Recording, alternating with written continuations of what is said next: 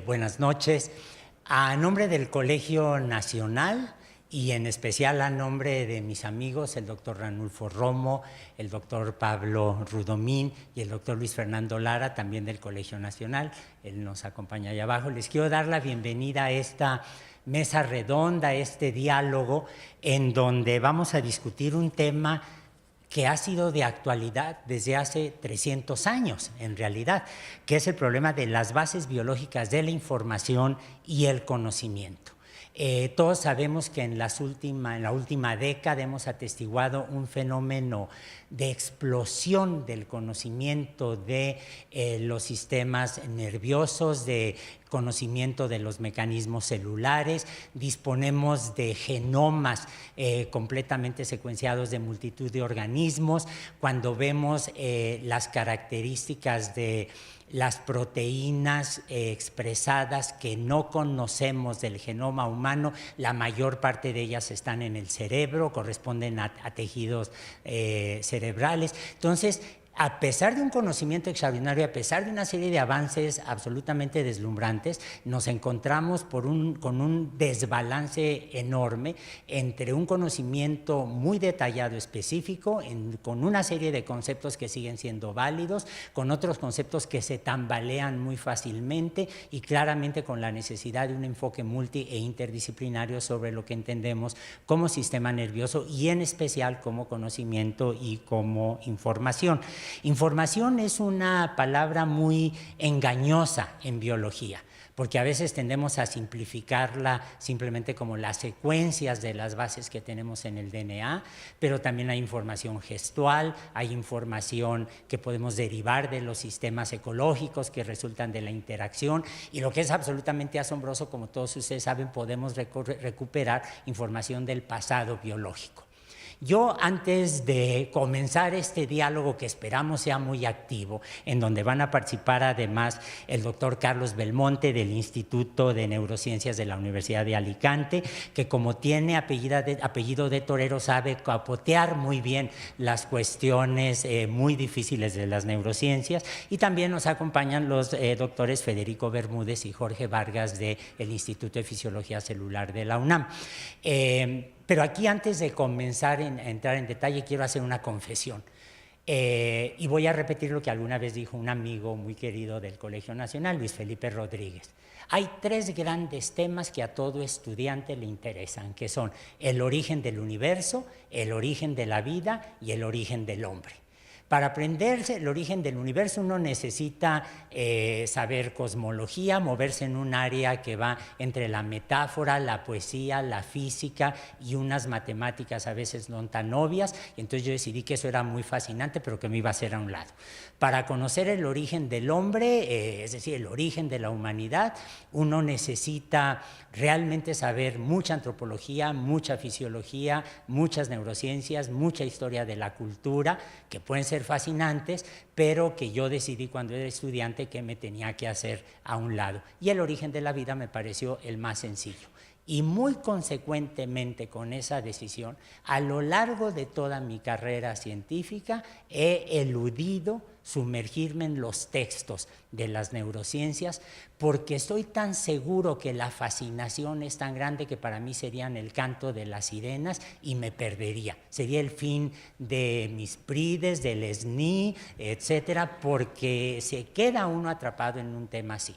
Entonces, yo llego hoy atendiendo a la invitación de Pablo Rudomín y de Ranulfo Romo, como un neófito ligeramente informado en la biología, pero absolutamente ignorante de los principios básicos de la manera en que hoy en día se ve las neurociencias.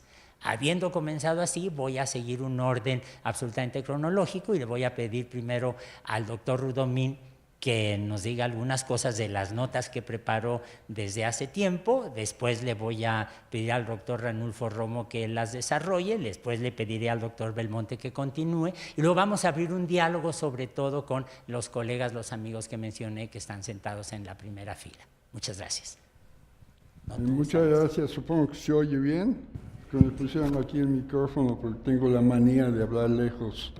Realmente, ¿sí? ¿Ya se cayó? Bueno, Realmente toda esta idea ya cayó otra vez. A ver, pásame. hacer un truco. Corremos el riesgo de que te quedes. Pásame. Sí, vaya. Toda esta idea surgió de discusiones que Ranulfo y yo hemos tenido por mucho tiempo. ¿Cuáles son los conceptos básicos de las neurociencias? Pensando un poco los ladrillos con los que se ha construido, ¿verdad? Los que estuvimos en la tarde y oímos los conceptos básicos de la evolución y la selección natural, de lo que nos habló el doctor Sayo Khan, se da uno cuenta que son ideas, conceptos, que después vienen las medidas, después viene toda esta forma de hacerlas más objetivas. Entonces yo me puse a hacer una lista y la estuvimos discutiendo mucho de cuáles son las ideas fundamentales con las que hemos construido el conocimiento actual en las neurociencias. Y me tuve que remontar primero a Descartes, con el concepto del reflejo, en el cual él hace un ejemplo muy sencillo, hasta hay un dibujo muy famoso en que hay un niño que pone la mano sobre fuego y la levanta. Y él tiene una serie de ideas de que hay fluidos que llegan hasta el cerebro y después se transmiten otra vez y los músculos se activan. Pero lo importante de él, para mí, desde ese punto de vista, y quiero someterlo a discusión, es que por primera vez da una idea de la relación entre estímulo y respuesta. Hay un estímulo, hay una respuesta y el sistema es una especie de caja negra. Y curiosamente ese es el modelo que se ha seguido por mucho tiempo en la neurofisiología. Damos un estímulo, estimulamos el nervio, por ejemplo, y vemos qué actividad hay en el cerebro, etc. Entonces, este concepto de la relación estímulo-respuesta, al final vamos a ver que es cuestionado también porque el sistema nervioso, el cerebro tiene su actividad propia y hay inclusive hipótesis de que él está funcionando por sí mismo y adapta los estímulos a propósitos que ha desarrollado a través de la selección natural y la evolución. El segundo concepto, que es más bien experimental, es la idea de la célula. La célula, las neuronas, viene la teoría neuronal de Cajal, y viene aquí el problema, si son individuos, ¿cómo se comunican una con otra? Había antes, y fue la discusión famosa con Golgi, de que era todo un sincicio, que están todas comunicadas, inclusive a los dos les dieron el premio Nobel con ideas opuestas, pero ahora resulta que cuando hablamos de propiedades emergentes de circuitos neuronales, nos damos cuenta que hay estas redes neuronales en que todo está conectado con todo y hay ciertos principios que hacen que funcione una red neuronal. Al hablar de cómo se comunican una neurona con otra, surge un principio general que yo lo llamaría la permeabilidad selectiva de las membranas. Las membranas son las que separan a una célula, una neurona de otra, y tienen la capacidad de abrir poros, los bioquímicos saben muy bien qué tipo de poros, para dejar pasar unos iones, para dejar pasar sustancias, y a partir de eso se pueden explicar mucho de las formas en que se comunican las neuronas entre sí, ya sea el potencial de acción que recorre los axones, ya sean las respuestas de las neuronas a lo que llamamos transmisores, productos químicos específicos que producen cambios en esa permeabilidad, o de moduladores que modulan, valga la repetición, esas respuestas. Después, obviamente, dentro de la comunicación neuronal hubo discusiones, una de ellas en la que jugó un papel importante un miembro del Colegio Nacional, el doctor Arturo Rosenbluth, era la hipótesis química versus la hipótesis eléctrica. Había quienes sostenían que las neuronas se comunicaban a través de flujos de corriente eléctrica y otros a través de estas sustancias que se liberaban. Ahora resulta que ambos mecanismos, que antes produjeron grandes controversias, ambos mecanismos existen en el sistema nervioso. Unas dan comunicación rápida, instantánea, otros dan esta posibilidad de modulación.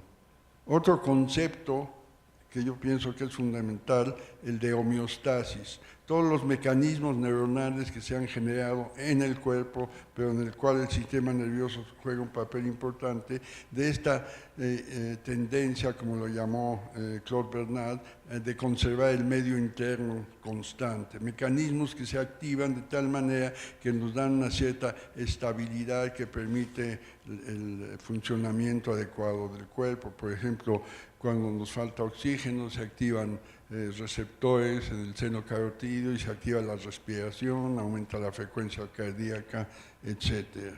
Y con este concepto de homeostasis surge el concepto de retroalimentación. Vienen las ideas cibernéticas de Rosenbluth-Wiener, de cómo un sistema se autoajusta precisamente por la información que salió, que vuelve a retroalimentarse y está normando estas relaciones. Otro concepto allí que fue muy importante, el de inhibición. Hasta los tiempos de Cajal, toda la circuitería que él da, bellísimos estudios anatómicos, la transmisión es puramente excitatoria. Ya había un poco el antecedente de Sechenov, un fisiólogo ruso, pero es básicamente con los estudios de Sherrington cuando queda demostrado que hay procesos inhibitorios. Actualmente se acepta que el funcionamiento de las redes neuronales es por el balance entre excitación e inhibición y hay mecanismos específicos que pueden activar vías inhibitorias o excitatorias. Supongo que a lo largo de esta plática estaremos mencionando alguno de ellos. Y otro que a mí me parece muy interesante es lo que llamaríamos propiedades emergentes de los circuitos neuronales. O sea, por mucho tiempo se pensó que si se registraba, por ejemplo, la actividad de una neurona, una neurona cortical, si yo estimulaba la piel, respondía. Si lo hacía al ratito, otra vez, y otra vez, y otra vez. Y con eso se trataba de construir la respuesta del conjunto. Ahora sabemos precisamente que los circuitos neuronales, cambiando este balance excitación-inhibición, pueden adquirir, expresar propiedades diferentes a la suma algebraica de los elementos que la constituyen. Y obviamente la idea de propiedades emergentes ahora es muy popular y nos lleva hasta problemas del surgimiento de la conciencia y de otros mecanismos de que hablaremos. Pero la idea de propiedades emergentes, de circuitos dinámicos, estamos pasando en esta época de una fase, llamémosle reduccionista, a una fase más integrativa, aspectos que precisamente hoy enfatizó a nivel biológico el doctor Sarukhan en la cuestión de los ecosistemas, y también el doctor Frank habló en su plática de cómo interaccionan unos elementos con otros. Yo creo que ese es uno de los problemas centrales de la biología contemporánea, y yo lo extrapolaría también a cuestiones sociales, porque después de todo la sociedad pues, no es más que un conjunto de sistemas nerviosos que interaccionan entre sí, y yo pienso que hay ciertas leyes del funcionamiento del sistema nervioso que se pueden aplicar a estos conjuntos sociales. Y obviamente no podemos hablar de propiedades emergentes y sin hablar de memoria y aprendizaje y desde luego la capacidad del sistema nervioso de tomar decisiones. El sistema nervioso, nuestro cerebro, es el órgano que nos permite estar en contacto con el mundo externo y el cual integra la información que viene de ese mundo y lo transforma en conocimiento, aspecto que seguro vamos a discutir con el doctor Romo. Y no podía dejar menos el proceso de selección natural de circuitos neuronales asociados a la evolución propia. O sea, así como han evolucionado las plantas y todo, los sistemas nerviosos han evolucionado y han llegado a la situación en la cual por lo menos ahorita podemos estar platicando nosotros, transmitiendo información verbal, haciéndonos conscientes de una cierta situación, y ahí meto yo el tema, obviamente, de emociones, de sentimientos, de dolor, de placer, y situaciones que también son producidas por nuestro sistema nervioso. Y finalmente, para redondear e introducir esta plática, pues hay toda una discusión en el momento actual acerca del problema que les ha dado por llamar inteligencia artificial. O sea, una serie de mecanismos en los cuales se pretende o se trata de ver si se pueden generar máquinas, computadoras que puedan en un momento dado emular todo lo que hacemos, y viene la pregunta si podemos generar ese tipo de máquinas que sean conscientes de su propia existencia. Entonces ahí yo siempre que discuto con los que hacen modelos matemáticos de las neuronas que nosotros estudiamos, de las poblaciones a las que me referí después, digo, aquí estamos en la lucha entre la inteligencia artificial y la inteligencia natural. La inteligencia natural es la que hemos desarrollado a lo largo de millones de años de evolución. Y, por ejemplo, nuestra capacidad de reconocer un objeto. Yo veo un gato, veo una cara, la capacidad de reconocer caras y formas, pues son esta capacidad de nuestro sistema nervioso de identificar patrones. Algo en lo cual todavía los sistemas de inteligencia artificial no lo han logrado hacer con la exquisitez que lo hace nuestro sistema nervioso. Entonces ahí yo te pasaría un poquito para que ya en tu papel de moderador nos moderes en la plática. Muchas gracias, Pablo. Yo quisiera hacer notar, subrayar algunos de los nombres que mencionó el doctor Rudomín en esta introducción. A veces desdeñamos el valor de la aproximación cartesiana a la ciencia, pero pues es inevitable que tengamos que separar en sistemas, en unidades, para poder entender cuál es el fenómeno que se está dando, y luego tratamos de integrar las cosas. Pero hubo otro nombre que mencionó, que fue don Santiago Ramón y Cajal. Y hay dos nombres que coinciden en realidad en la época con Ramón y Cajal. Uno de ellos es Freud y otro de ellos es Pavlov, interesados desde distinta óptica en los fenómenos del sistema nervioso. Lo que compartían los tres fue un interés inicial por las ideas de Darwin. Y si nos atenemos a esto por un momento y pensamos en la diversidad biológica que existe, claramente la actividad nerviosa es algo que vemos asociada inevitablemente a tejidos. Y los únicos dos grandes grupos biológicos, los únicos dos grandes reinos que tienen tejidos son las plantas y los animales. Hay gente, tengo que confesar, algunos en mi familia, que se dedican a hablarle a sus nochebuenas o a sus claveles con la esperanza de que les hagan caso. Es una pérdida de tiempo total, porque aunque hay tejidos, allí no tenemos el desarrollo de un sistema nervioso.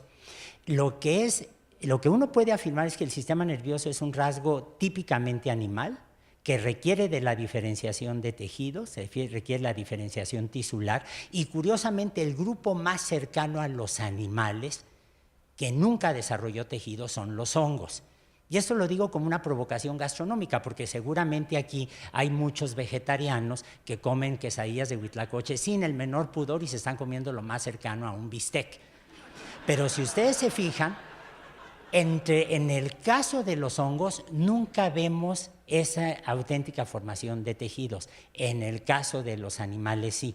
Y hasta donde yo sé, el primer grupo biológico donde uno empieza a ver algo que recuerda neuronas o que podemos asociar con neuronas, son los ctenóforos, un grupo muy, muy antiguo. La idea de las esponjas parece que ya las hemos dejado a un lado. Pero entonces uno puede rastrear, Ranulfo, esa evolución de los sistemas nerviosos, no en su conjunto de repente, sino como una serie de módulos que van apareciendo en términos de canales, de transmisores, hasta en qué momento llegamos a algo tan complicado como la memoria o como los cerebros, ¿no? Buenas noches. Por supuesto que tanto Pablo como tú han dado un salto cuántico, sí, cósmico, y como decimos en mi laboratorio, estereotáxico, que no es otra cosa más que un aparatito para fijar la cabeza de los animales y poder mandar los microelectrodos, las ondas a donde uno quiere. Pero yo quisiera, y mucho me temo que esta charla podría ser introductoria, porque al inicio de tu presentación, que es formidable, y después con Pablo, tenemos antecedentes todavía más viejos de los grandes planteamientos acerca del funcionamiento del cerebro, porque los mismos griegos se dieron cuenta en el periodo clásico. Por ejemplo, el gran Demócrito, él ya hablaba de la representación de la realidad en el cerebro y decía que todos los objetos del mundo externo estaban hechos de átomos, que estaban en movimiento y que entraban a través de las manos, del ojo, del oído, de la nariz, de la lengua, y que se movían a través de los nervios. ¡Qué maravilla! Y que mágicamente llegaban hasta el cerebro, el manto que cubre el cerebro, que es la corteza cerebral, y que ahí se organizaban y generaban representaciones tal cual de la realidad. La forma de un objeto, se organizaban los átomos y te decían, pues esta es la cara de Toño Lascano o las barbas de Pablo, que son representaciones muy breves, instantáneas. Pero lo maravilloso de esto es que él decía que este era el material primario para la construcción de la percepción, de la memoria, el aprendizaje y las acciones voluntarias. Entonces, este hombre sí se dio un salto todavía más grande que todos, porque ya nos dijo todo. Vamos a ver, el movimiento atómico, Carlos, tú ya lo verás, pues si entra por los dedos, se transforma en potencial, una chispita eléctrica que es la moneda de cambio con la cual se comunican las neuronas. Y eso ocurre muy rápidamente en la evolución de los primeros organismos que están desarrollando células excitables que pueden, por ejemplo, transducir un estímulo mecánico en una chispita eléctrica que genera una retracción, que lo vemos en los gusanos y en muchos organismos que no tienen cerebro, sino que tienen ganglios. Ahora, el hecho de que esta chispita ya hasta nos está hablando material de información, porque es lo que usamos nosotros los neurofisiólogos para cuantificar algo. Y cuando ya Demócrito habla de que estas chispitas eléctricas, bueno, son los átomos en movimiento, y que ya son las chispitas, ya nos está hablando de las grandes funciones a las cuales estamos interesados nosotros. Ya Pablo habló de las bases biofísicas de la transmisión eléctrica, de la conducción de información, la comunicación entre las neuronas, que forman ya circuitos. Nos está hablando de sistemas de retroalimentación y nos habla de cosas que mágicamente nos permiten percibir. En este momento ustedes me están escuchando y probablemente me están viendo. Y es gracias a esto, a un elemento muy sencillo, pero muy complejo a nivel de un receptor conductor, a un lenguaje elemental que inclusive dio pie a las computadoras, a ceros y unos, los espacios, ¿no? Y quizá nos dé tiempo más adelante de meternos a las funciones superiores, como es la memoria, como es la percepción, como es la toma de decisiones. Y algo al final que dijiste que es muy interesante para mí, las plantas no se mueven porque no tienen sistema nervioso. Nosotros los animales nos movemos y tenemos una urgencia de movernos para adquirir información. Y a través de este proceso tan elemental hemos generado las grandes funciones de nuestro cerebro, que es la sensación, la percepción, a la cual ya se refirió Pablo con el reflejo de Descartes, que describe el primer elemento de un arco reflejo, de cómo podrían estarse comunicando más de 2 o 3 neuronas desde un receptor hasta un efector. El mismo Cajal lo retoma este problema con el concepto de avalancha en conducción. Tú que eres un cajalista, él se preguntaba, ¿cómo es posible que yo pueda detectar una aguja que me toca la piel de la mano? Y Cajal lo decía de una manera muy bella, y de hecho, dice, bueno, pues porque ahí hay un mecanoreceptor que transduce, que está inervado por una aferente, es una neurona que se comunica con el receptor y después con la médula espinal. Pero sucede algo maravilloso, dice. El hecho de que yo lo pueda percibir se debe a que a esta aferente que entra en la médula espinal da muchas ramitas y recluta neuronas, como una bola de nieve, por eso le llamaba avalancha en conducción, una cosita pequeñita que va reclutando y va reclutando todas las funciones. Y dado que Carlos Belmonte, que hizo un viaje muy largo desde Alicante para estar con nosotros, y es un especialista precisamente en receptores, transmisión de información y muchos de los aspectos prácticos que son fundamentales en nuestra vida para poder mantener nuestros órganos sensoriales en buenas condiciones, para poder adquirir información, a lo mejor sería conveniente que le pasaras la palabra. Muchas gracias, Ranulfo. Yo con mucho gusto le paso el micrófono, le cedo la palabra a Carlos, pero quisiera hacer una pregunta muy breve a Carlos. En ningún momento de la historia de la humanidad hemos tenido tantos instrumentos para asomarnos al interior del cerebro. Tanto instrumentos moleculares, tanto técnicas moleculares, como instrumentos que nos permiten ver cómo se van activando o desactivando ciertas formas del cerebro. Lo que es muy claro para un lego como yo es que nada de ello nos ha permitido localizar los centros de memoria, los centros de los afectos, los centros de la predicción, los centros que me permiten ver qué es lo que modula la personalidad. Pero al mismo tiempo sabemos que, por ejemplo, las personas que tienen algún accidente cerebral pueden perder ciertas capacidades. Entonces, ¿cómo evaluarías tú en este momento este desarrollo tecnológico tan extraordinario para asomarnos al funcionamiento del cerebro humano con lo que pasa en otros cerebros de otros primates con los que estamos muy cercanos evolutivamente, y para comparar con las preguntas que estaba haciendo precisamente Ranulfo? Muchas gracias por la invitación para estar aquí. Han salido tantas ideas ya que creo que daría para una semana de discusiones. Pero, en fin, la primera idea que yo querría comentar se refiere a la propia neurociencia, que es la base que nos trae hoy aquí. Es una ciencia nueva. Comentábamos los aquí presentes, los neurocientíficos presentes, que hemos conocido casi a todos los que la han hecho. Yo he estudiado con un discípulo de Cajal, he trabajado con él, y eso no está tan lejos. He conocido al que registró la primera de esas chispitas que decía Ranulfo. De manera que realmente el desarrollo explosivo del conocimiento del sistema nervioso, que empezó con Cajal sin duda, nos está llevando a un avance que empezó siendo estrictamente reduccionista, que son como se han logrado los grandes progresos en la ciencia, pero que cada vez más estamos intentando entender de una manera más holista, de una manera más integrativa, cómo llevamos a cabo esas funciones que llamamos la mente. Pero también recogiendo una idea que has comentado tú, Toño, de la evolución, a mí me gustaría que llegara el mensaje de que la aparición del sistema nervioso ha sido simplemente una adaptación evolutiva.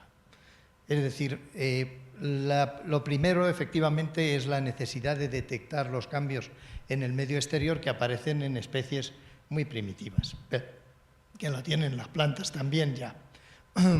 Y evidentemente el éxito de la supervivencia se basa en la capacidad de reaccionar frente a eso. De una manera muy estereotipada en los animales elementales, y ese circuito que comentaba Pablo, pues lo conocemos perfectamente. Pero está claro que entre el estímulo y la respuesta se han ido poniendo capas de complejidad que nos dan mayores grados de libertad a la hora de responder frente a un cambio externo. Y eso es una ventaja evolutiva. En el caso de los seres humanos, lo que llama la atención es que lo que son los detectores de los cambios del medio externo, los receptores sensoriales que mencionaba Ranulfo Romo, los de los humanos no se diferencian de los de las especies más simples o por lo menos muy modestas. Incluso en algunos casos nuestra capacidad de detección de cambios energéticos es más limitada que la de muchos de nuestros antecesores. comentaba hace un momento, las abejas ven luz ultravioleta, los murciélagos escuchan ultrasonidos, las aves se guían con campos magnéticos. Todo eso son ventajas que nosotros no teníamos. ¿Qué es lo que nos ha hecho a nosotros diferentes? No ha sido esa primera información. En todas esas especies, además, se ha producido ese fenómeno común que mencionaba Pablo Rudomín, la transformación de los cambios energéticos, que captamos una minúscula proporción de ellos y captamos precisamente los que nos permiten sobrevivir, los que son más críticos para nuestra supervivencia, los que se derivan de los grandes cataclismos naturales y sobre todo los depredadores. Son los dos estímulos que han empujado nuestra evolución. Pues bien, esas señales eléctricas, esa información se ha transformado en un lenguaje ya inteligible para el sistema nervioso, para las neuronas, que son los impulsos nerviosos. Y ahí se codifica la información del medio exterior. Pero lo que nos ha hecho diferentes ha sido precisamente cómo hemos procesado, cómo hemos ido evolucionando para construir unas redes muy complejas en las que surgen esas propiedades emergentes que nos permiten elaborar respuestas muy sofisticadas frente a un mismo estímulo, muy diferentes. Ese quizá era mi primer concepto. Respecto a el futuro de la neurociencia, en este momento es esplendoroso, pero yo creo que nos queda muy poco tiempo a los biólogos a hablar en neurociencia y que acabarán siendo los físicos y los matemáticos los que podrán dar una respuesta científica a cómo procesa nuestro cerebro la información para lograr esas funciones cognitivas complejas que nos distinguen de especies más inferiores. Y creo que con esto inicio lo que pueden ser ya temas más concretos sobre los que podemos tratar, porque hay tantos que no me atrevería a ser yo el que adopta la directriz sobre cuál de ellos es más importante. Muchas gracias, Carlos. A ver, hay animales que nos resultan extraordinariamente simpáticos, como los koalas, que son maravillosos, se reproducen en osos de peluche, pero la verdad es que son animales bastante tontos. Los koalas son animales extraordinariamente idiotas si los comparamos con los animales que hacen una vida en comunidad. Uno puede darse cuenta por la conducta que exhiben los animales que viven en comunidad, en manadas, etcétera, que suelen exhibir no solo las conductas más complejas, sino también las formas de comunicación más elaboradas. Y esas formas de comunicación pueden tener un refinamiento extraordinario, porque no solamente va a ser a través de cantos, de gestos, de señales de baile, como en el caso de las abejas, sino que pueden ser tan extraordinarias como en el caso de los pulpos y otros cefalópodos que están muy alejados de nosotros evolutivamente. Nosotros nos alejamos de nuestros ancestros se alejaron de los ancestros de los pulpos hace más o menos 600 millones de años, a principios del Fanerozoico, a finales del Precámbrico. Y ahí lo que vemos es todo un lenguaje que se manifiesta a través de cambios en la coloración de los pulpos. Un pulpo que está en comunicación con otro puede ver cuáles son las reacciones de hostilidad o de acercamiento, viendo simplemente el cambio de color. Cuando ustedes se encuentran, por ejemplo, en la calle con dos personas, cada una que lleva a su perro, uno puede ver las dos personas que están dialogando entre sí y ven a los perros olfateándose los genitales, que es una forma de comunicación claramente. Y yo no me atrevería, o sí, a usar allí el término de lenguaje.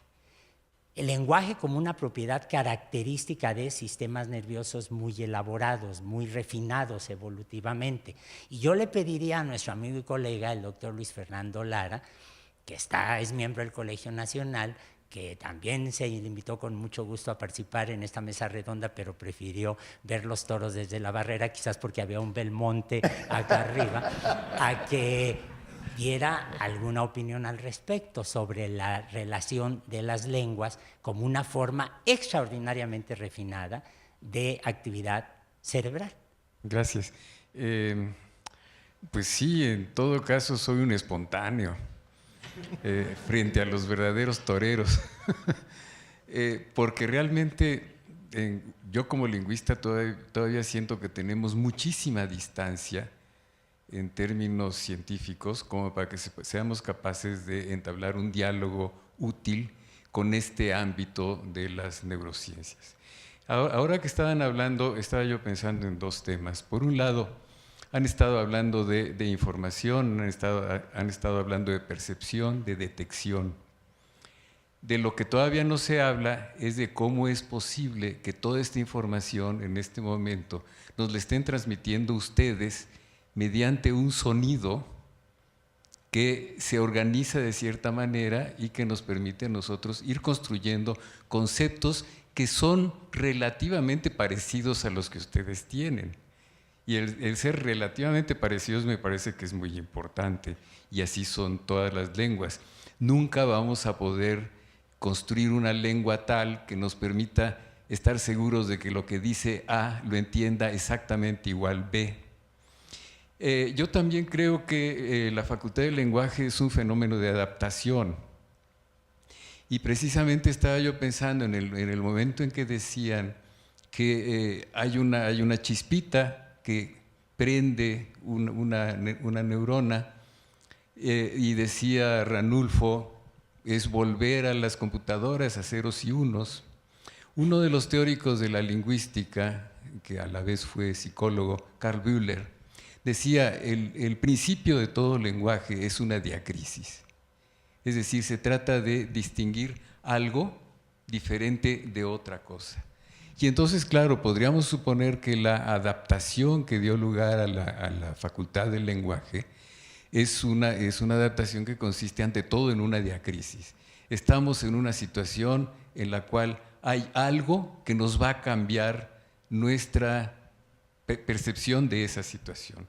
El caso del pulpo que acabas de mencionar, que me parece interesantísimo, y me recordó precisamente aquella película de Encuentros cercanos del tercer tipo, en donde los extraterrestres llegan en unos platillos voladores y lo único que hacen es emitir colores y sonidos, ¿verdad? Los colores como los del pulpo, naturalmente. Y de pronto me puse a pensar, qué curioso, sería muy paradójico una civilización extraterrestre que solo se comunicara mediante colores y sonidos, sin un lenguaje semejante al nuestro, que puede llegar a ser tan extremadamente sofisticado como para que ustedes estén hablando de neurociencia, ¿no? Entonces, claro, es extremadamente sofisticado.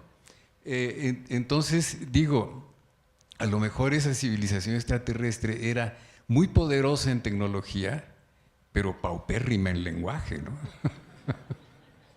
Que sería una contradicción espantosa. Bien, ahora, yo entiendo que hablar de temas de lenguaje es proponerles a ustedes un problema todavía bastante más complicado, porque a pesar de que se sabe que se encienden las áreas de Broca y de Wernicke, y que la corteza cerebral, en la corteza cerebral opera todo el lenguaje, etcétera, tengo entendido que todavía estamos lejos de saber más o menos bien cómo se integran, por ejemplo, la percepción de las formas en el cerebro, que es muy necesario para poder entender lo que es una lengua. Una lengua es ante todo formas. Formas de las cuales tenemos que derivar unas invariantes, y luego qué sucede con el propio significado de las palabras. El significado de una palabra siempre tiene un trasfondo de nuestra primera experiencia con ella. En el momento en que yo diga cielo, todos los que oigan la palabra cielo van a tener en algún recóndito de su memoria una primera experiencia con esa palabra cielo y el cielo. Y después va a venir progresando la memoria y vamos a estar, perdón por esta manera de hablar, que sé que no es de neurólogos, vamos a estar construyendo posiblemente una red de significados que van a irse encendiendo de acuerdo con las situaciones de contexto en que los vamos oyendo. De tal manera que lo que cada uno queremos decir, para cada uno va a significar algo relativamente diferente. Y luego nos podemos poner de acuerdo. A mí eso me parece maravilloso y es la pregunta que como lingüistas nosotros les haríamos a los neurofisiólogos. No sé, sí, Ranulfo quiere contestar. Perdón, sí, estamos muy lejos de darte una respuesta. Sí, a lo más que podemos llegar es, a nosotros nos interesa mucho entender cómo se representa la información, por ejemplo, la que tú estás escuchando en este momento, esta secuencia de fonemas, palabras, etcétera, que están rebotando en tu corteza auditiva y que más adelante de tu corteza auditiva hay un decodificador, donde a través de la experiencia, con el aprendizaje, porque además tú no naciste con esta propiedad, sino que es aprendido, prácticamente más del 97%, 99% de lo que hacemos es aprendido, y esto es algo muy importante. Entonces, para nosotros, los neurofisiólogos, es fundamental tratar de entender este decodificador, porque, como me decía mi madre, no salgas a la calle porque hay unos robachicos, y siempre me decían que eran unos rusos, y ahora me acuerdo de que si me hubiesen robado cuando yo era chico en Sonora y me llevaban a ruso, yo sería ruso, porque no entendería el español, el castellano, porque no tengo ese codificador. Entonces, ahí está la parte central de nuestro trabajo, tratar de entender este decodificador. Porque a través de este decodificador, que está sumergido, impreso en la circuitería cerebral, y quisiéramos saber qué es eso. ¿Por qué yo, Ranulfo Romo, cuando me despierto, yo le digo a mi esposa todos los días, me voy a morir unas 4 horas? Me duermo, puedo tener ensoñaciones, a veces no, a veces tengo pesadillas, pero me despierto. Y curiosamente, en un tiempo relativamente corto, recupero mi identidad. Digo, voy a ir al laboratorio porque voy a escribir un artículo, voy a hacer un experimento, voy a hacer esto. ¿Dónde está ese conocimiento? Eso es precisamente lo que nosotros, Pablo y yo, discutíamos y después enganchamos a Carlos y después enganchamos también aquí a Toño para venir a discutir ese desconocido que tenemos adentro, que no son otras cosas más que redes de neuronas. O sea, un poderoso títere que nos hace creer, generar la ilusión de que yo sé cosas. Pero es cierto que ahí está.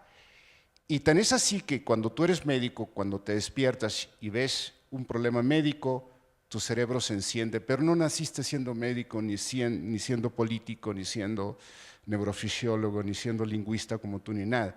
Tuviste que aprender. Entonces, tenemos que entender estas representaciones de los eventos del mundo externo, porque mucho de tu lenguaje lo aprendiste a través, con una transducción elemental, ahí, una energía que es traducida a chispitas eléctricas y que pone en marcha circuitos específicos de neuronas que se encargan de representar esos, y después otros que nos hacen muy inteligentes o a veces muy tontos también. Eso es lo que queremos nosotros entender, pero estamos muy lejos, Fernando, de dar una explicación biológica de este proceso maravilloso, pero que existe, ahí está, claro que sí. A ver, perdón, Pablo. Ahora que Luis Fernando hablaba de colores y sonidos, me puse yo a pensar, imagínense que nacemos toda nuestra vida capaces nada más de percibir infrarrojos, temperatura, como son estas cámaras especiales. Yo me atrevo a pensar que hasta nuestra filosofía sería diferente. Por lo menos quizás las matemáticas, la geometría, no podríamos percibir lo que es una línea, porque serían gradientes de temperatura. O sea, yo pienso que muchas de las construcciones que hemos hecho, y eso le quiero pasar luego la palabra, perdón que tome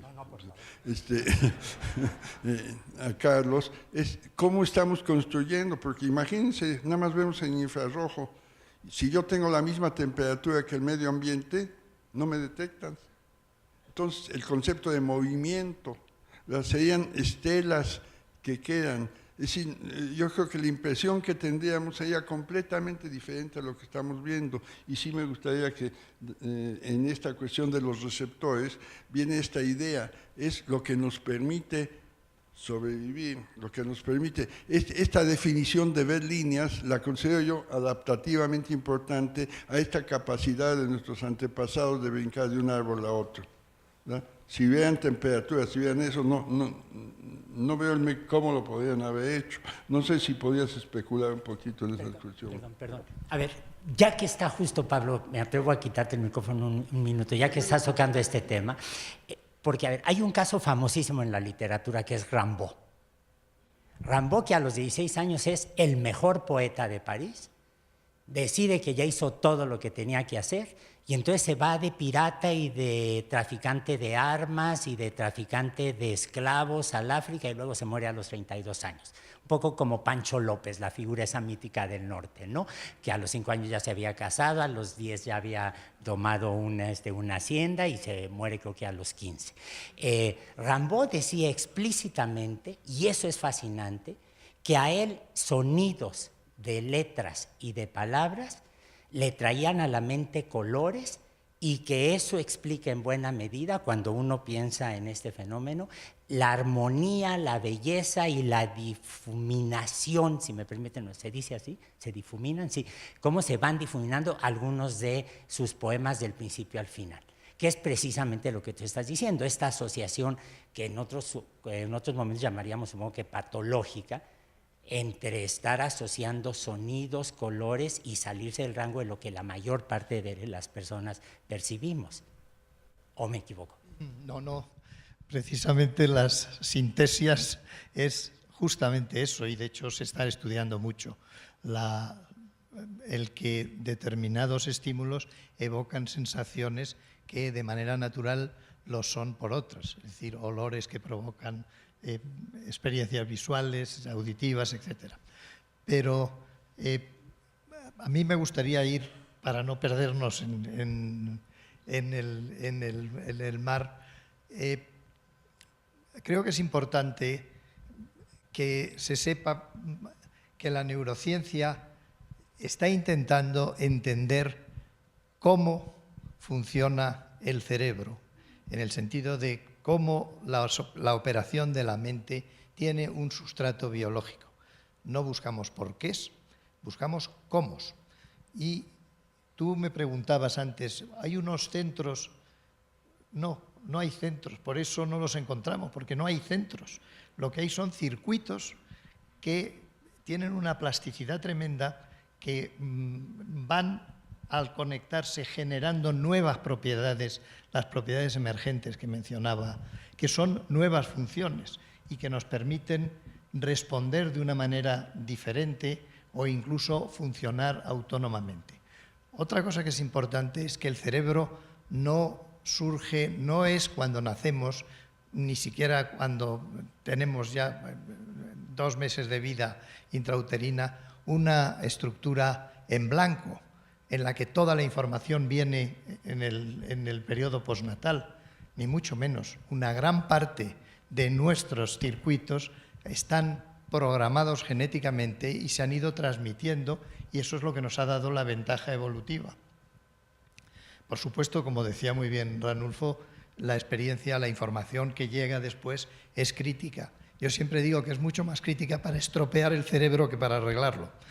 Es decir, con la educación mi mayor preocupación es que no estropee a los niños, no que les ayude en exceso, porque los que tienen sus circuitos bien estructurados y reciben una información adecuada, la van a saber aprovechar muy bien.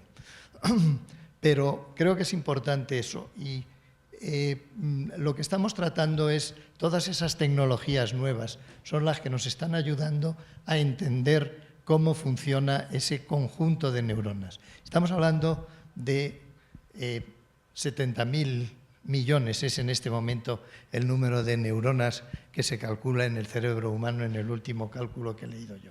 Pero cada una de ellas a su vez establece alrededor de 1000 conexiones con otras, de modo que estamos en 10 elevado a 16 o 17 de posibilidades de que una determinada entrada en ese sistema dé lugar a una respuesta.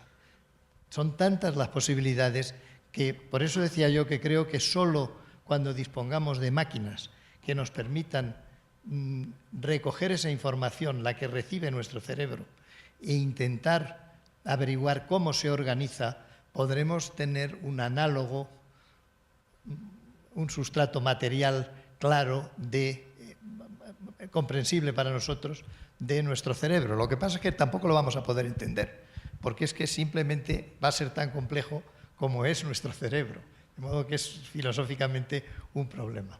Eso me recuerda a ese famoso cuento de Jorge Luis Borges, del hombre que quería hacer un mapa que fuera lo más preciso y terminó reconstruyendo todo un mundo, ¿no? Pero hay un ejemplo que yo les quisiera poner antes de pasar a hacer la pregunta, que es el caso de la biología molecular. Cuando la biología molecular surge tenía un ímpetu previo, desde luego, al modelo de la doble hélice del DNA que proponen Watson y Crick, pero digamos que ese es uno de los momentos culminantes.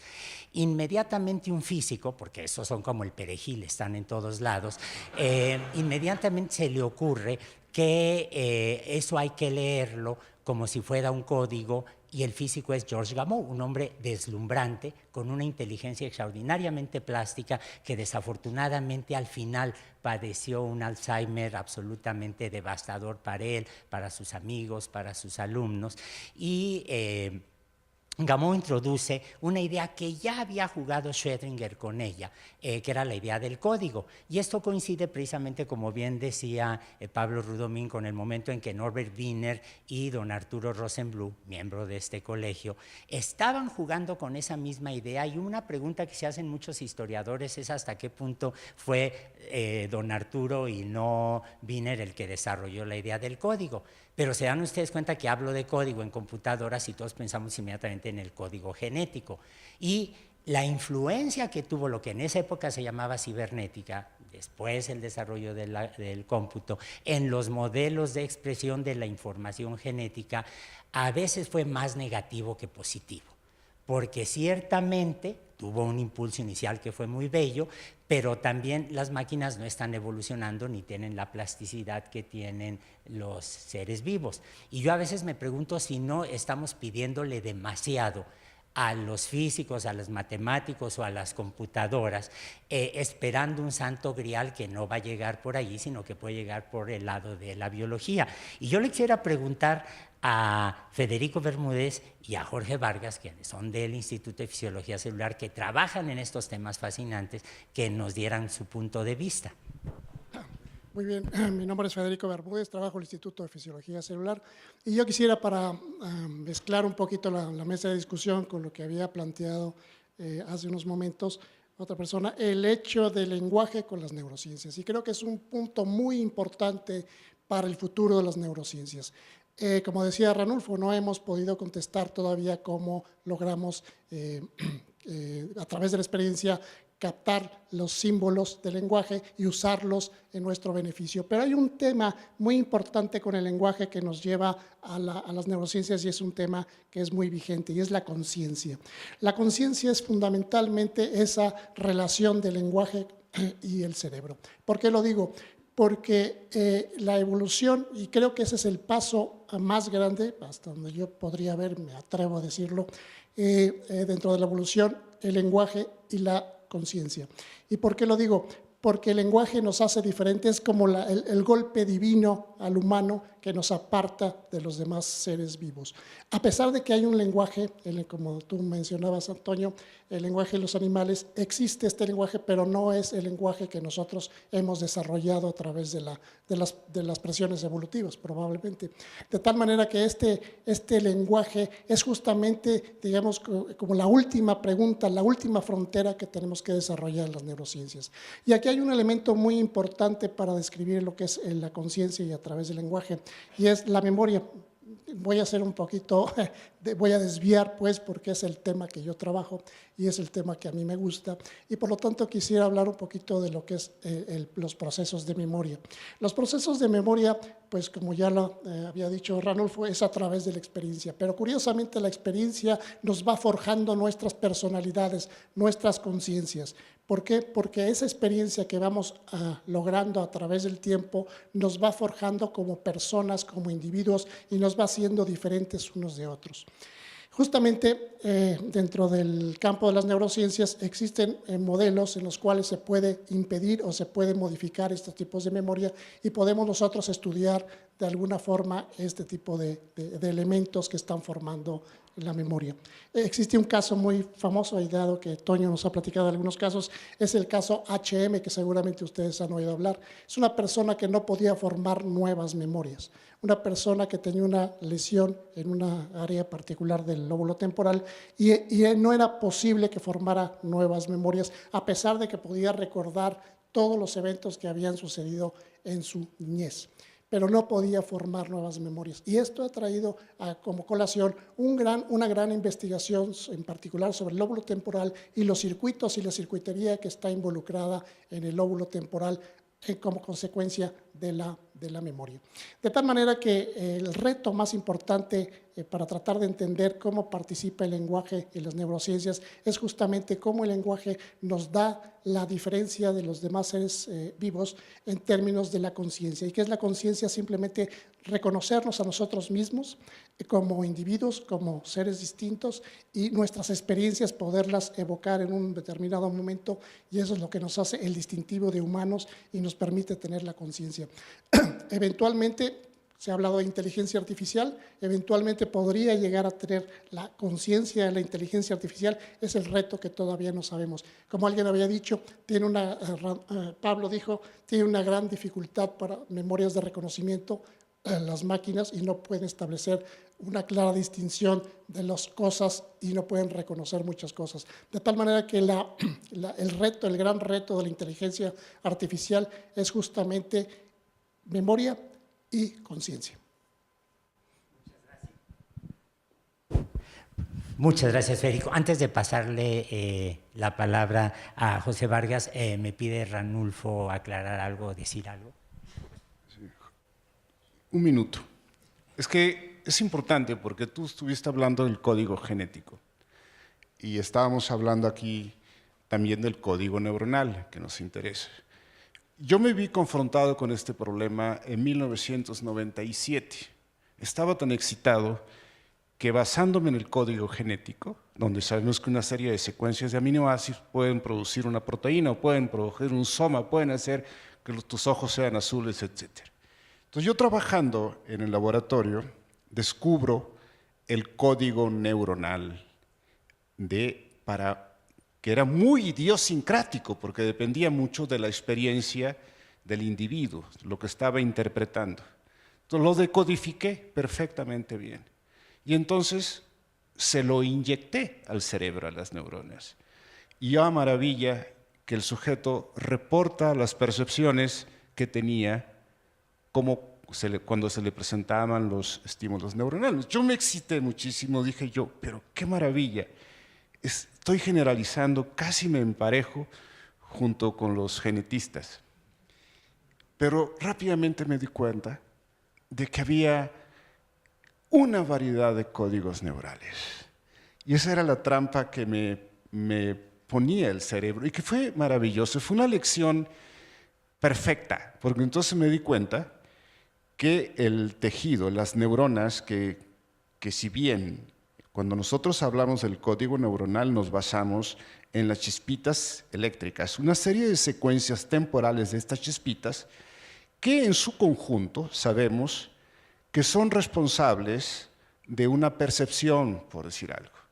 Entonces, si esto fuera cierto, tú puedes meter ese código artificialmente en las neuronas y generas una percepción, por lo que lo hace el sujeto maravillosamente bien.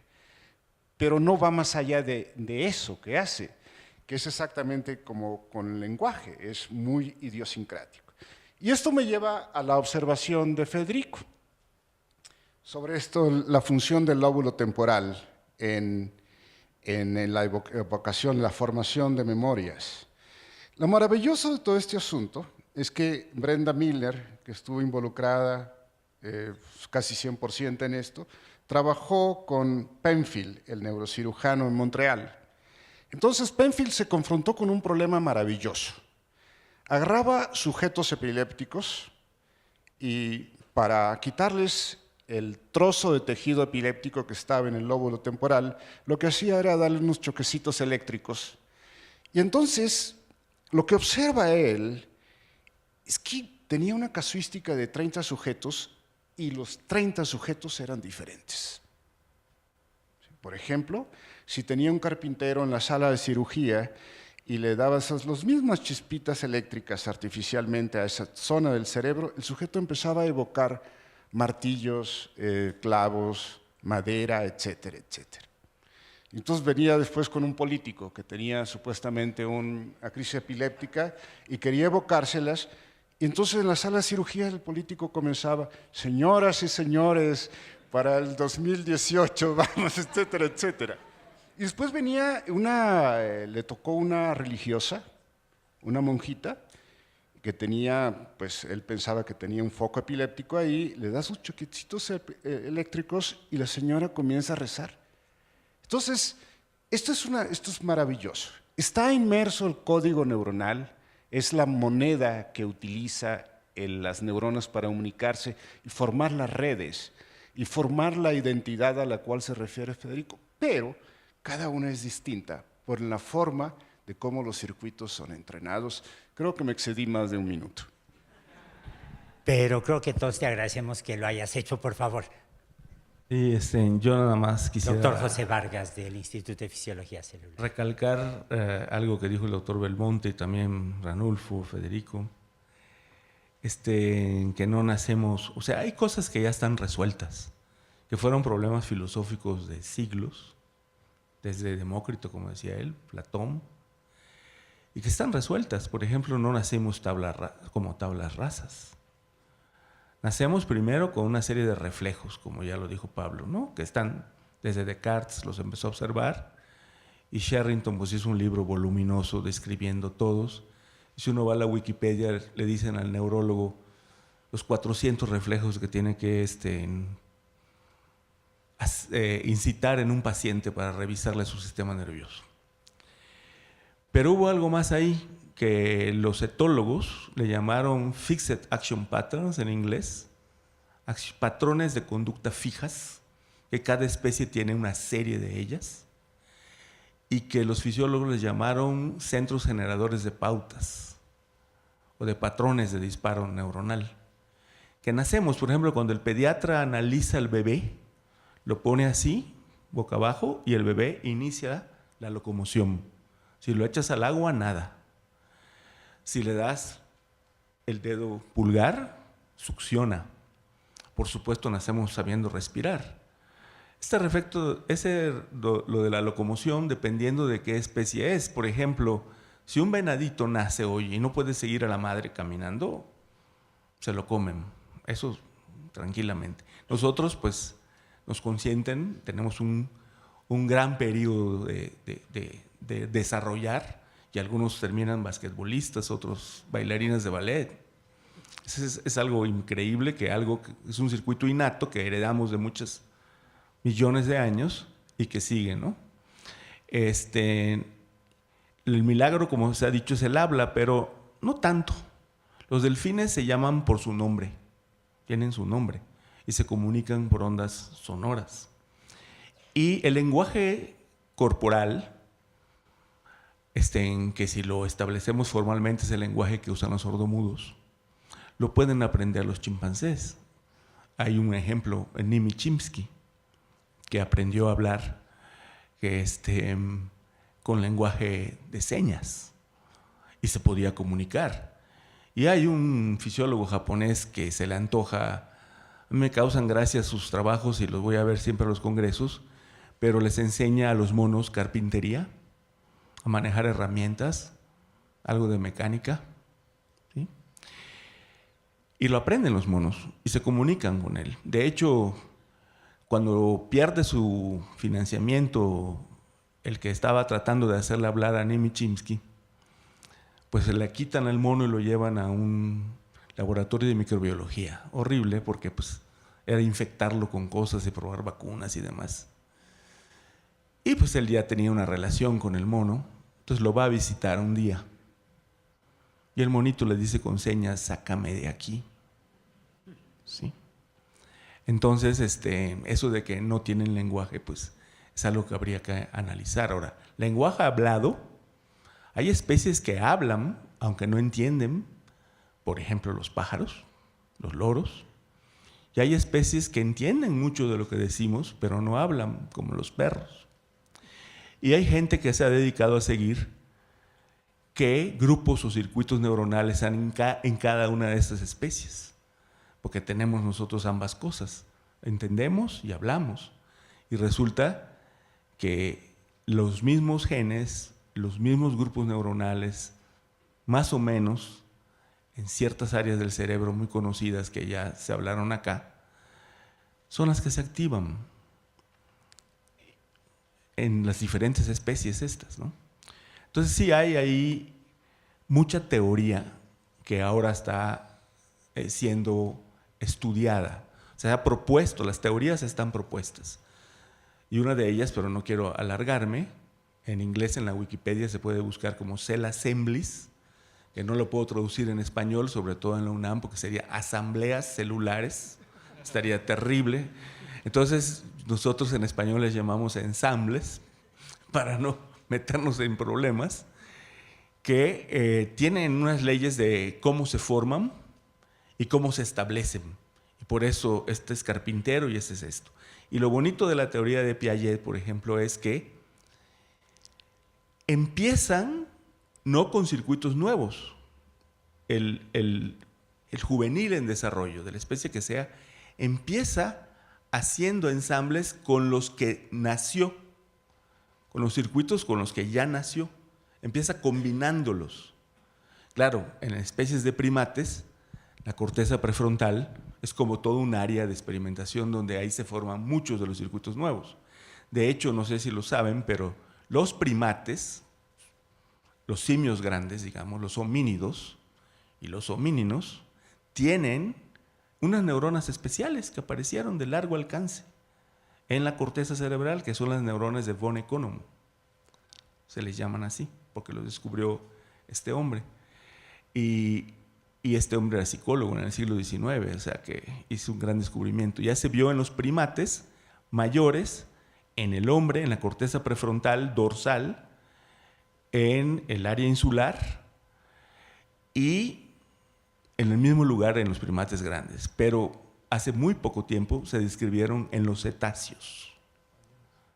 ¿Sí? Entonces, también a nivel celular hay tipos celulares neuronales que tienen los primates que no tienen las otras especies. O sea, también en ese sentido hay evolución. Para empezar, la evolución es que los mismos circuitos llegan hasta nosotros, ¿no? Y pueden hacer muchas cosas más, ¿no? Masticación, y todo son que le llaman centros generadores de pautas. Nacemos con ellos y se combinan entre sí. Pero además, los primates tienen incluso tipos celulares nuevos que no tienen las otras especies. Entonces son ambas cosas al mismo tiempo. Sí, bien. Permítanme, ya que José ha relatado estas experiencias tan maravillosas, permítanme recordar una anécdota con una figura tutelar que flota en todas estas discusiones, que es Charles Darwin. Charles Darwin se hizo muy amigo de una orangutana que se llamaba Jenny. Jenny tenía una historia personal maravillosa. La habían comprado algún traficante de animales y la llevaron como un entretenimiento de salón aristocrático, y le enseñaron a servir el té y a hacer la reverencia. E invitaron a la duquesa de Cambridge, que sería por título la actual, la antecesora de, ¿cómo se llama? Era de William Kate, no sé qué, lo que sea, ¿no? E invitan a una recepción y llegó la chimpancé, hizo la reverencia real, sirvió té y el obispo de Cambridge que estaba allí dijo, si habla la bautizo. Que se dan ustedes cuenta que en términos de conducta y todo, vuelve a tocar otra vez el problema del lenguaje que estamos hablando. El problema del lenguaje, como una característica de los humanos, es algo que recorre la literatura y la historia, sobre todo desde finales del 18. Aquí, acuérdense del enigma de Gaspar Hauser, por ejemplo, o acuérdense de Segismundo en La vida es sueño, ¿no? Yo que tengo más albedrío tengo menos libertad. Pero Segismundo nunca pierde la posibilidad del habla, y Mowgli, que es un ejemplo claro del imperialismo inglés en la India, se comunica con los animales y después se vuelve humano porque logra hablar. Cuando una persona tiene todas estas capacidades de comunicación que también has descrito, que también se han mencionado aquí en términos verbales, en términos gestuales, en términos conductuales, etcétera, lo que estamos viendo es, si me permiten citarlo, al viejo Hegel: el todo es más que la suma de las partes. Estamos viendo en el curso de la evolución cómo aparecen una serie de rasgos en cambios cualitativos muy notables, pero también en el curso del desarrollo ontogénico. En el curso del desarrollo ontogénico, toda esta descripción maravillosa que han hecho de cómo se van desarrollando una serie de centros y una serie de capacidades. Es decir, si quiero entender el origen y la evolución de las capacidades lingüísticas, me tengo que aferrar a la base neuronal, a la base cerebral, a la base anatómica, que por lo que estoy entendiendo es de una plasticidad absolutamente deslumbrante. Finalmente, el cerebro es claramente uno de los productos más refinados que estamos viendo de la evolución biológica, pero al mismo tiempo necesita ese otro componente que es la interacción social. Por favor, Carlos. No, es que quería volver a lo que es el objetivo de la neurociencia, porque afortunadamente nuestra cultura y nuestra historia nos permite preguntarnos el origen, las razones, decimos, de tantas conductas sofisticadas y complejas. Pero lo que los neurocientíficos estamos intentando hacer, yo creo que es más modesto. Simplemente estamos intentando encontrar el sustrato físico, morfológico, de conexiones y de funcional, de mensajes que se intercambian para poder desentrañar los circuitos que subyacen a todas esas funciones complejas. Federico hablaba de la memoria y yo recuerdo una discusión, una conversación, no discusión en sentido anglosajón, con Baddeley, Alan Baddeley, que es un muy conocido psicólogo que describió sobre la base de la observación empírica distintos, creo que hasta 10 diferentes tipos de memoria, pero para todo estaba dentro de un concepto cultural muy claro para todos nosotros, que es memoria. Y no hay una memoria. La memoria son muchas funciones diversas. Y lo que estamos haciendo nosotros ahora es a cada uno de los tipos de Alan le estamos encontrando o intentando buscar la ubicación de las neuronas, las conexiones que tienen, el número de sinapsis que establecen, y ya estamos en el nivel subsináptico, por debajo ya de una sola conexión. Es decir, lo que materialmente permite que ese circuito, al funcionar así, recuerde la cara de nuestra madre o cómo montar en bicicleta, que se hace por neuronas diferentes, en lugares diferentes del cerebro, etc. Me parece que es importante que la sociedad conozca que los científicos están avanzando de una manera muy acelerada en eso. Cada vez tenemos ideas más precisas. Desde Penfield o Brenda estudiando HM, hemos hecho una cantidad de avances en el conocimiento preciso de qué grupos neuronales están sustentando esas funciones, que creo que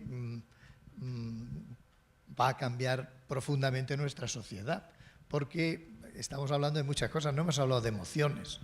Las emociones forman parte de la actividad de nuestro cerebro, evolutivamente tienen una función clarísima de motivación y de favorecer determinadas conductas individuales, pero para el mantenimiento de la especie al final.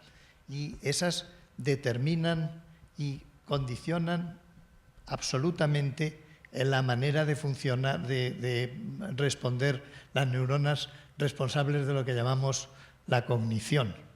De modo que hasta que no podamos poner todo eso junto, va a ser muy difícil tener una idea integrada de cómo funciona el cerebro.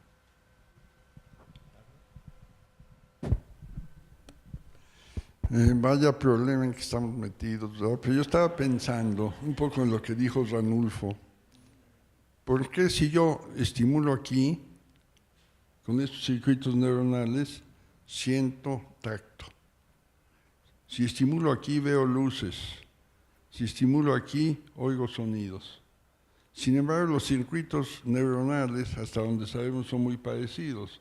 Entonces, la pregunta que yo me hago y que le he hecho muchas veces a Ranulfo es, y creo que es el límite de la neurociencia en este momento, ¿por qué o cómo se generan las sensaciones?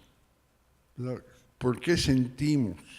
Obviamente, esto no es algo que es una reflexión mía. Cuando registramos de neuronas, yo en la médula espinal, Ranulfo en la corteza, estamos correlacionando la actividad neuronal con un comportamiento, con un movimiento, pero en el fondo no estamos definiendo relaciones causales. Y ahí yo creo que quisiera centrar un poquito estos minutos que nos quedan en este problema de relaciones causales entre circuitos neuronales y sensaciones. ¿Me permites? Perdona, un minuto, como decía antes Ranulfo. No, es que no es que un circuito, es que cuando esas neuronas funcionan, se produce una sensación que es de luz. Cuando las otras funcionan de esa manera, conectadas de esa particular manera, el funcionamiento de esas neuronas es la sensación. Lo que llamamos una sensación no son más que esas neuronas disparando. Entonces, no vamos a poder llegar más lejos que eso, en términos objetivos. Claro, es que todas nuestras funciones son neuronas at work. No hay nada mágico, además de, solo es eso.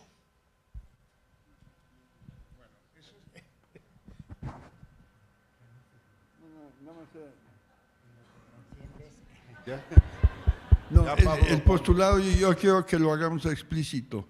Estamos aceptando que nuestras sensaciones son producto de nuestra actividad neuronal. A eso quería yo que concluir en ese punto. Con un ingrediente extra, que son circuitos entrenados. O sea, existe la somatosensación, pues porque esas neuronas que mapean la información del cuerpo fueron entrenadas durante años o días, lo que tú quieras. Y esas neuronas que tienes en la corteza visual reciben las entradas desde la retina y fueron entrenadas para eso. Ahora, esas neuronas no tienen nada de particular, porque si las agarraras, las visuales, y las colocas para que reciban las entradas somatosensoriales, ese experimento ya se hizo. Y eso es algo muy importante, lo cual nos refleja lo que ya comentó José sobre estos circuitos que fueron diseñados a través de miles y miles y miles de años, porque son óptimos para tal cosa. Pero al mismo tiempo se van adaptando también a los nuevos circuitos que se van generando, porque también llegaron nuevas neuronas y nuevas formas de conectividad. Mis últimos 30 segundos vienen con algo todavía que sí creo que va a revolucionar a las neurociencias. Aquí hemos estado hablando solamente de neuronas, que son las reinas del cerebro, que son las capaces, son excitables y transmiten chispitas y tienen una gran capacidad de socialización a través de las sustancias químicas, moléculas, etc. Y el cerebro ha sido maravilloso, ha generado neuronas para las emociones, para la recompensa, para el movimiento, para la conciencia, para lo que uno quiera. Y hemos olvidado a las neuronas de soporte, que se llaman las células gliales. Y les puedo asegurar que hay cosas maravillosas.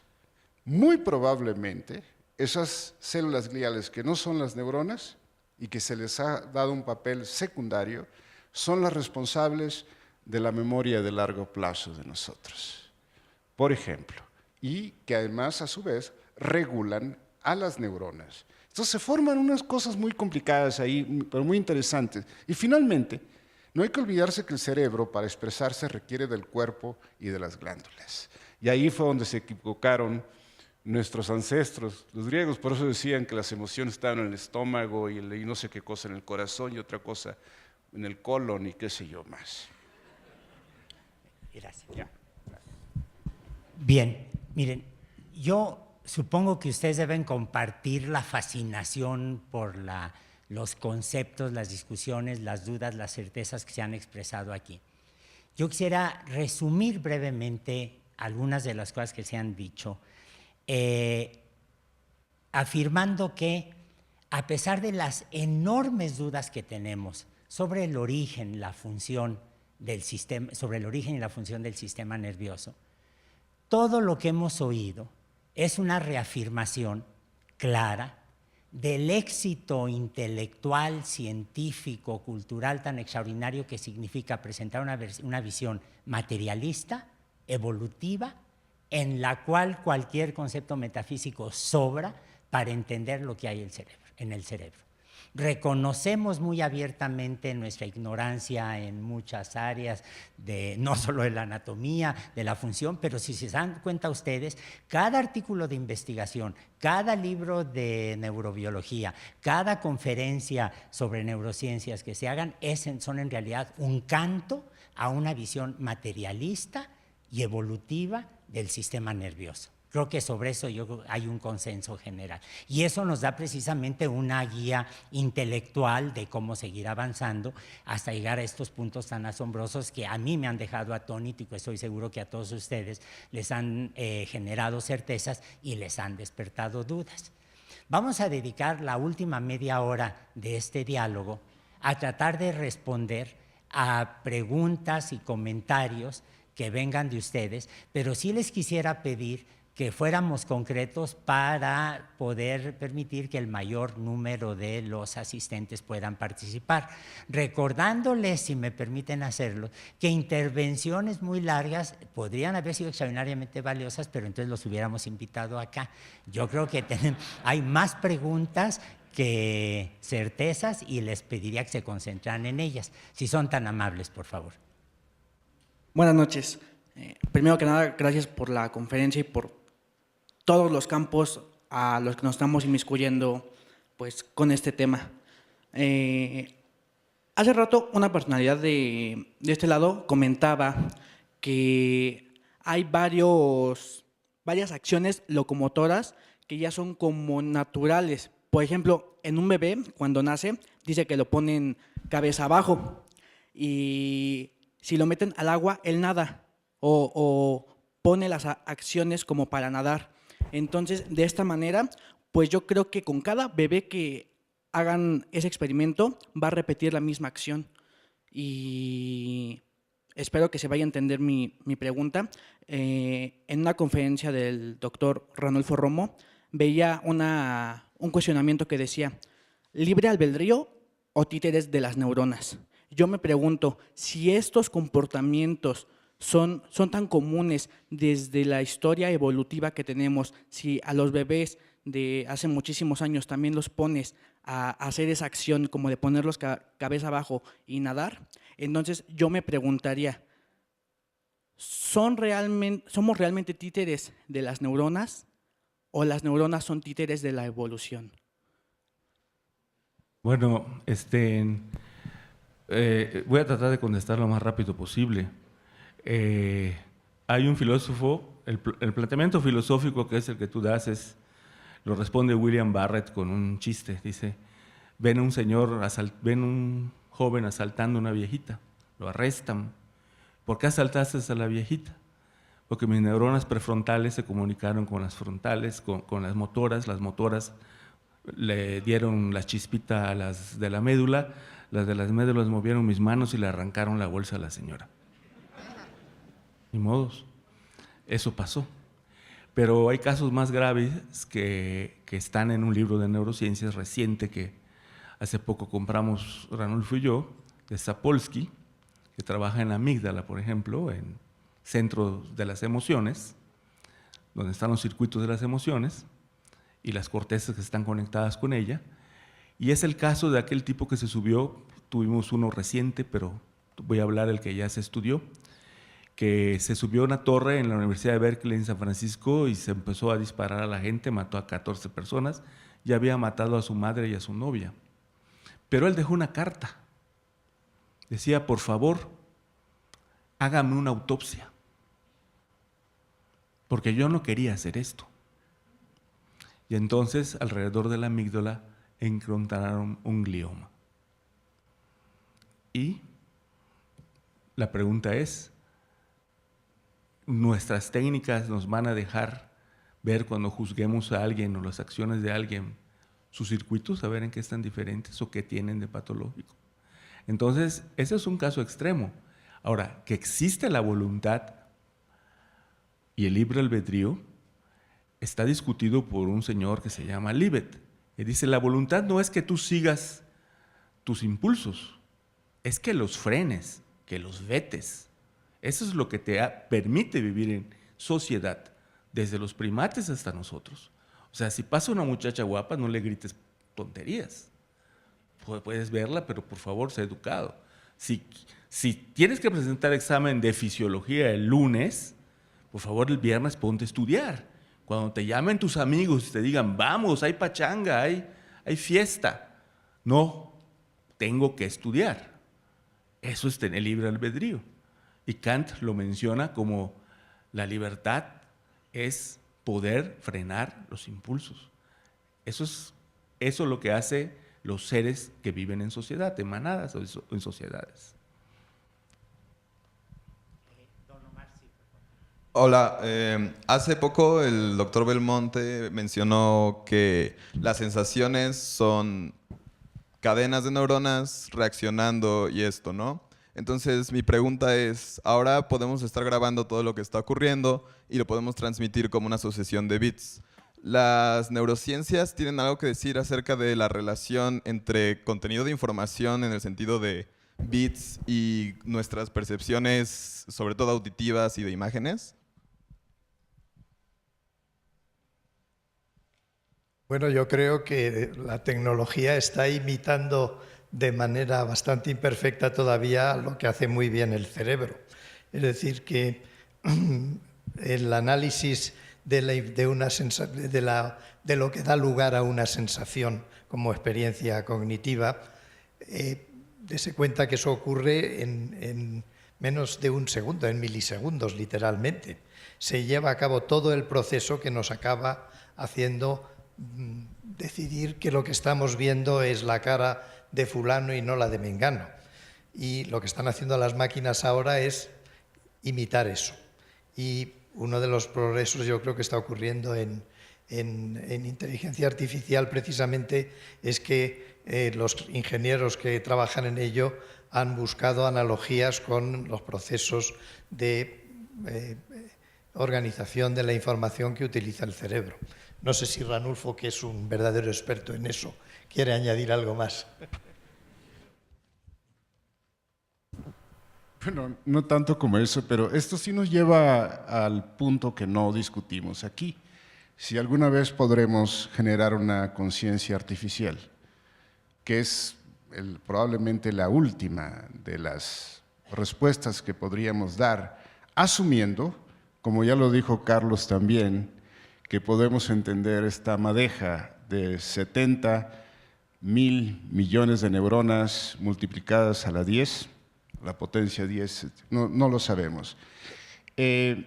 Yo me vi confrontado con esta situación porque hay un libro de neurociencia social donde su último capítulo plantea esta situación.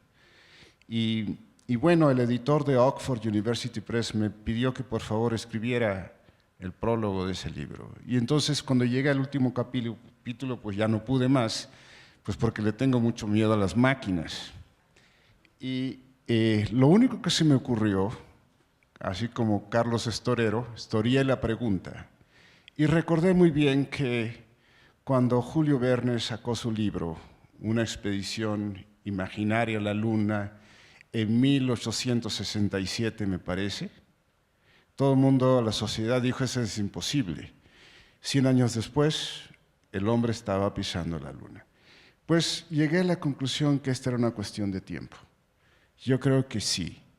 Tendremos la manera de trascender nosotros los seres humanos en la forma más grandiosa, será a través de las máquinas, y cuando las máquinas ya tengan las fábricas de Audi o de la Nissan, se van a automejorar, no van a tener problemas inmunes, no van a tener cáncer, no van a tener muchas cosas, quizás no van a tener problemas de no sé qué cosas, se van a automejorar, y entonces nosotros seremos esclavos de las máquinas, de algo que nosotros producimos. Pero bueno, esto es algo que, una conjetura que yo me hago en las madrugadas, y creo que va por ahí. Muchas gracias, Ranulfo. Don David, por favor. Hola, buenas noches. La pregunta viene un poco a colación de estos últimos temas que están hablando de inteligencia artificial, y es ¿dónde está parado, muy puntualmente, dónde está parada ahora la discusión del concepto de información en neurociencias y hacia dónde debería dirigirse? Por ejemplo, considerándolo desde una perspectiva que a veces se toma, por ejemplo, para el origen de la vida, qué es lo que se está considerando como información y cómo lo integran en las neurociencias. ¿Pablo? No entendí bien la pregunta. Yo creo Perdón. que… ¿La repito? Sí. Sí, ¿dónde está hoy parada la discusión del concepto de información en neurociencias y hacia dónde conviene direccionarla? Bueno, sí, obviamente yo diría que conviene hacer lo que yo estoy haciendo, pero no, yo creo que hay muchos problemas aquí. Uno, obviamente, cada vez se están haciendo modelos matemáticos, simulaciones computacionales que tienden a imitar lo que hace el sistema nervioso. Esa es una línea que cada vez está más de moda, pero obviamente el problema de los modelos es que no toman en cuenta todo lo que se sabe y poco tiempo después sale nuevo conocimiento y resulta que esos modelos son pues obsoletos, y eso podemos ver toda la historia. Para mí el problema de las neurociencias, de la inteligencia artificial, yo creo que primero tenemos que ponernos de acuerdo qué queremos decir con esto. Pueden ser simulaciones, pueden ser precisamente el diseño de máquinas automáticas, etc. Entonces, yo creo que, como yo lo veo, lo que necesitamos desarrollar aquí, si me preguntaran, sería neurociencias computacionales que trabajen junto con los neurofisiólogos para tratar de generar modelos, simulaciones que les permitan contestar algunas preguntas.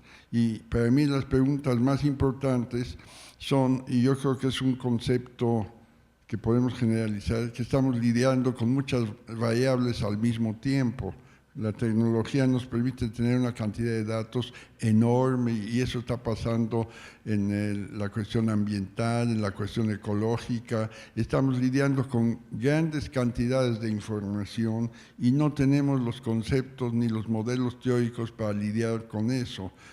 No tenemos los conceptos, al menos yo no los tengo, de cuando tenemos circuitos y miles de neuronas interaccionando, cómo poder predecir esas cuestiones. Yo creo que este puede ser, no sé si estén de acuerdo, uno de los grandes retos y quizás ese camino nos permita abordar problemas sociales más complejos como lo son, los estamos viendo, las cuestiones ecológicas, las cuestiones económicas, etcétera, etcétera.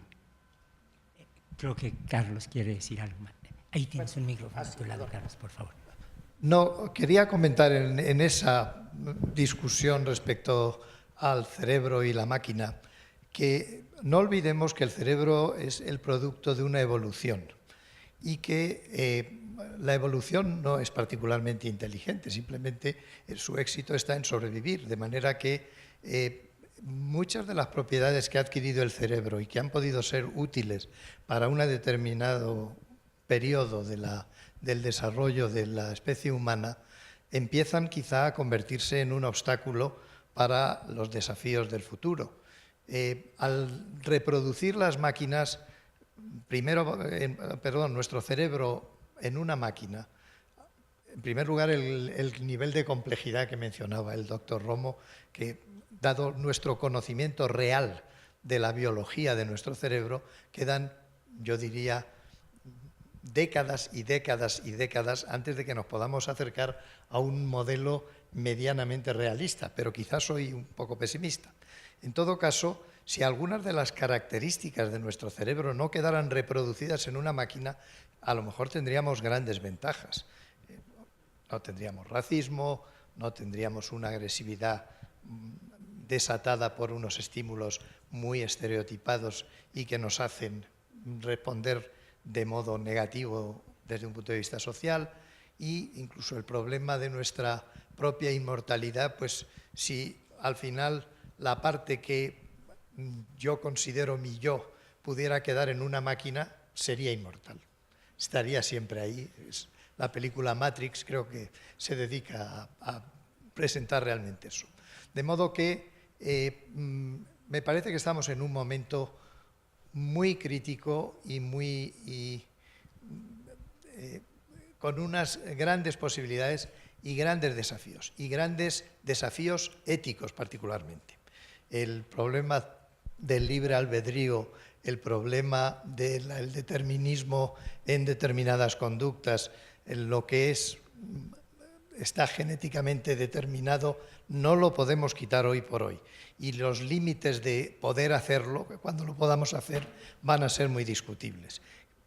Los papás que querrán pedir un niño músico o tantas cosas que podemos imaginar.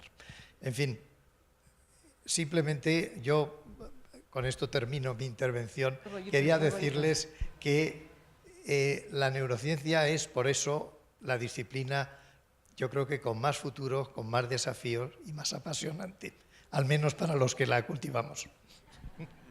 Muchas gracias, Carlos. Perdón, creo que con esas palabras desafortunadamente tendremos que terminar la conversación de la noche de hoy porque el tiempo se nos agota.